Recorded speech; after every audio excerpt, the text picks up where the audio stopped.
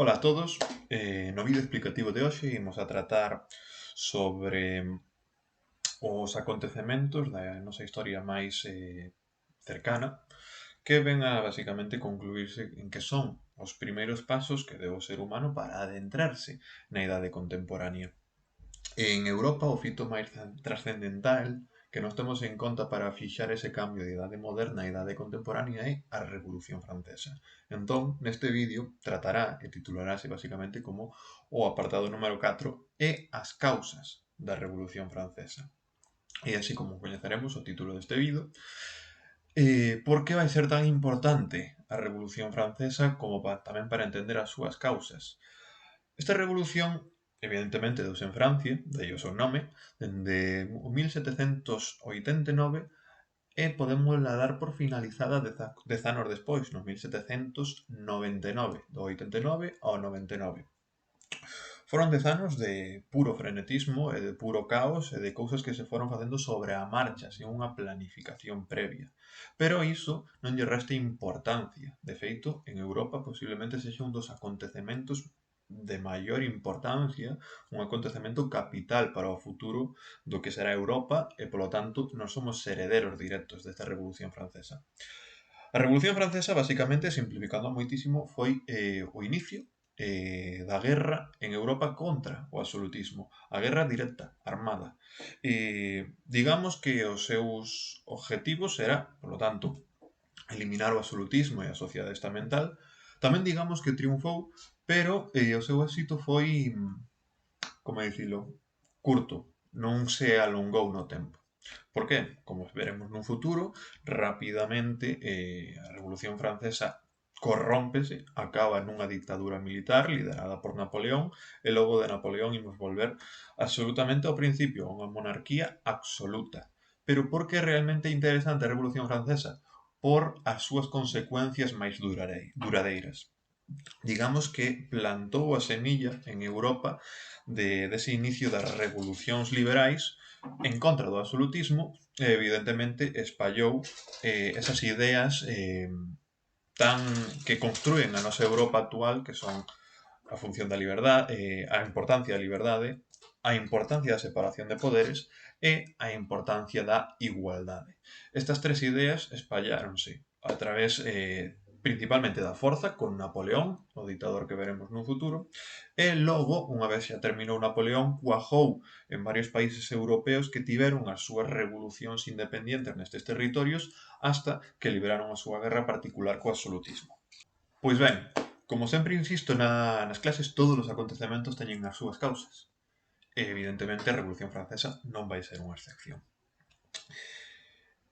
Neste acontecemento histórico podemos principalmente detectar dous tipos de factores que levaron a que nun futuro estallara a Revolución Francesa.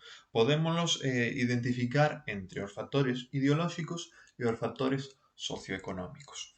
En canto aos factores ideolóxicos, veñen a entenderse como as ideas que pululaban por Europa tanto do século XVII como do século XVIII. Vamos facer un rápido repaso e ides entender a que me refiro.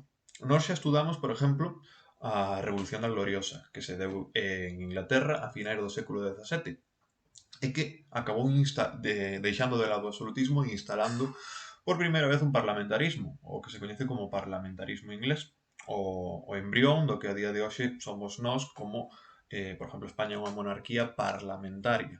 Eso bebe dese pasado do século XVII. Evidentemente, eso foi un modelo para toda Europa, para as persoas que querían un cambio e deixar de lado o absolutismo. De igual maneira, dende o século XVIII en diante, as ideas da Ilustración empezáronse a desenvolver de forma ardua e constante, tendo como foco principal a Francia. De feito, non é unha casualidade que a Revolución Francesa se dea en Francia, sabendo que a Ilustración foi moito máis intensa neste territorio. A Ilustración, como autores tan importantes como Montesquieu, a súa separación de poderes, Rousseau e a súa idea da nación e da igualdade, ou Voltaire coa defensa a ultranza da liberdade de expresión. E, por último, tamén temos outro acontecemento que nos estudamos, que foi o inicio da independencia dos Estados Unidos no 1775. Unha independencia que evidentemente bebía desas ideas ilustradas e que, digamos, lle sirveu a estes franceses como motivación, como modelo a seguir, dicindo, se realmente estas personas cumpliron o noso obxectivo a miles de kilómetros atravesando o Océano Atlántico, porque nós tampouco non seremos capaces de facer exactamente o mismo. Bien, pero neste caso, estes factores ideolóxicos ao fin e ao cabo só convencían unha pequena parte de intelectuais que vivían en Francia. É dicir, teñen que ocurrir máis cousas para que toda a Francia, na súa maioría clases populares, campesiños, etc., se levanten en masa. Que é o que realmente vai a convencer a estos? Pois, fundamentalmente, a crisis de abastecemento que existía naquel entonces. Para ter unha crise de abastecemento, isto quere dicir que os produtos de primeira necesidade escasean. Por que escaseaban? Porque xa dende fai varias décadas, en concreto dende os 1760, producíranse malas colleitas en toda a Francia. Malas colleitas quere dicir que directamente imos empezar a pasar fame, porque xa non é como na actualidade onde temos fertilizantes químicos, etc., que nos permiten sobrepasar esas penurias naturais. Antes, se había malas colleitas, todo o días pasaba fame, incluso os máis adiñeirados. Entonces, se os bens de consumo como básico, como o trigo, se reducen, o seu prezo vai a subir. Entonces a pobreza vai a disparar. Como por exemplo se ve na imaxe desta diapositiva, que é un grabado dun asalto á panadería parisina no 1775, escasos anos antes de que iniciara a Revolución Francesa. Desta maneira, temos a un campesiñado, incluso unhas clases populares das cidades, encabronadas xa, digámoslo así. Aguantando xa o mínimo. É dicir, están a punto de estoupar porque realmente non teñen nada que perder. Ou podo rebelarme ou morro de fame. A isto vai se sumar outra causa que vai ser máis ben unha crisis social que os burgueses van saber xogar moi ben as súas cartas e van utilizar no seu beneficio este descontento popular, sendo eles os líderes desta Revolución Francesa. Pero unha revolución que realmente eles querían non tanto por protesta a esas crisis de abastecemento, sino porque realmente non tiñan representación política. Estas persoas non podían optar a postos políticos de elevado cargo e, ao mesmo tempo, reclamaban unha maior liberdade comercial para poder seguir enriquecéndose cos seus negocios. Entón, isto a maiores vaise unir con outra crisis que temos de por medio. Temos entón unha crisis de abastecemento, unha crisis social e, por último, unha crisis de financiamento, unha crisis financiera do Estado. É dicir, o Estado francés, cos Borbóns á cabeza, xa dende Luís XIV, logo o seu fillo Luís XV, e agora estamos con Luís XVI, estaban endeudados. Estaban en crise. O Estado non era capaz de financiarse por si mesmo. Por outros motivos, porque estos reis que tiñan o poder absoluto e, polo tanto, podían obrar de maneira arbitraria, dedicábanse a facer varios despilfarros do diñeiro público, festas, etc., ou incluso en construirse palacios enormes, como será o caso do Palacio de Versalles. Bien, entón, dentro desta crisis de autofinanciamento, Francia, evidentemente, necesita rellenar as súas arcas. Como vai intentar facelo? A través dos impostos. Pero estes impostos xa eran insuficientes.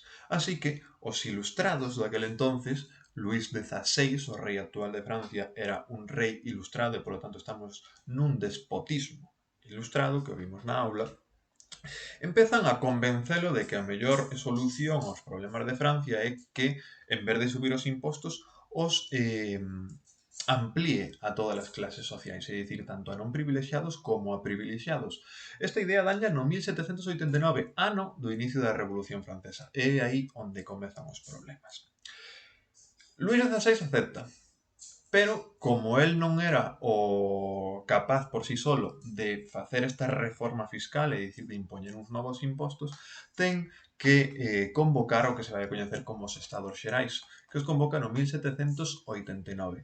Que veñen a ser os Estados Xerais? Pois unha institución que só se convoca en momentos extraordinarios, de feito en Francia facían máis de 200 anos que non se convocaba, e é unha mostra da debilidade do poder que tiña o rei porque se o rei ten o poder absoluto non ten que preguntarlle a ninguén o que ten que facer, e os estados xerais non é máis que convocar a todos os estados de Francia, o estado da nobreza, o estado do clero e o terceiro estado para debatir realmente que o que imos a facer con esta gran inestabilidade económica, socioeconómica que temos en Francia.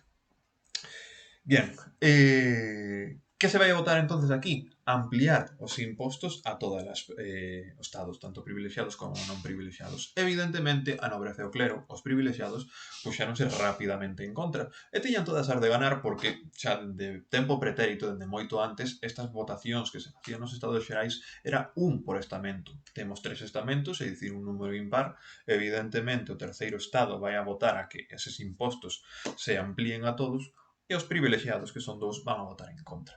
A votación sempre salía gañadora por parte dos privilexiados. Que ocorre?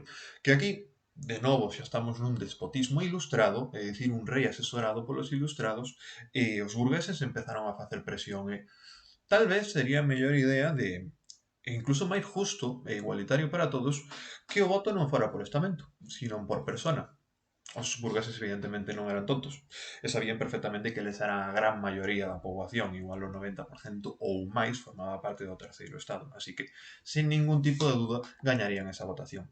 Que ocorre? A nobleza e o clero opuxéronse completamente, puxéronse en contra directamente e deixaron fora da votación ao terceiro estado. Que vai a ocurrir? Pois rapidamente o terceiro estado organízase de forma clandestina, reúnese de forma extraoficial e vai a darse o que se coñece, vai a producir no que se coñece en historia como o xuramento do xogo da pelota. Por que se coñece así? Porque basicamente se deu nun salón do Palacio de Versalles que se coñecía como o Salón do xogo da pelota. Este xuramento producese no 1789 e basicamente un compromiso entre todos os burgueses que formaban parte deste terceiro estado para non discutir entre eles, non enfrentarse entre eles e moito menos non dividirse ata dotar a Francia de unha constitución que garantice a separación de poderes, así como a igualdade legal de todas as persoas, é dicir, unha igualdade de oportunidades. Bien, ao mesmo tempo vanse a autoproclamar eles como os verdadeiros representantes da nación francesa, deixando de lado, desacreditando, de feito, tanto a nobleza como o clero e incluso o rei, dicindo que realmente eles eran uns simples tiranos que realmente non representaban a ningún pobo francés.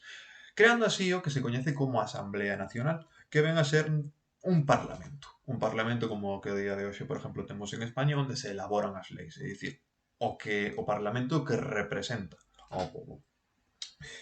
Para facerlle este frente ao rei, ser tomados en serio e que non e poder negociar de tú a tú directamente con eles, os burgueses ao mesmo tempo non só se autoproclamaron como a nación francesa, sino que tamén se van a negar en banda a pagar calquera tipo de imposto. Se isto lle sumamos que xa en Francia a crise financiera era enorme, pois o rei tuvo que sentarse a negociar.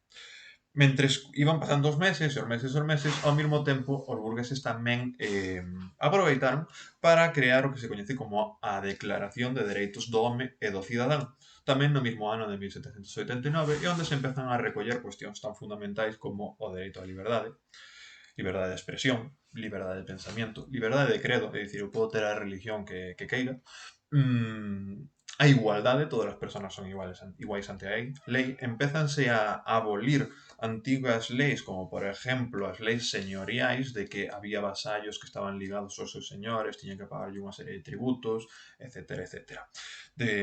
Por lo tanto, abúlese tamén por completo a sociedade estamental, entre outras máis cousas. Bien, en definitiva, estas cousas que empezaron a ocurrir e desestabilizar a Francia rapidamente empezaron a chegar aos oídos dos campesiños e tamén das clases populares das cidades, pero especialmente dos campesiños. Quen, como xa dixemos, estaban inmersos nesa crise de abastecemento, estaban xa moi enfadados e aproveitaron este momento para sumarse á rebelión dos burgueses e iniciar a revolución a través dun proceso ou dunha fase que coñecemos como o Gran Medo.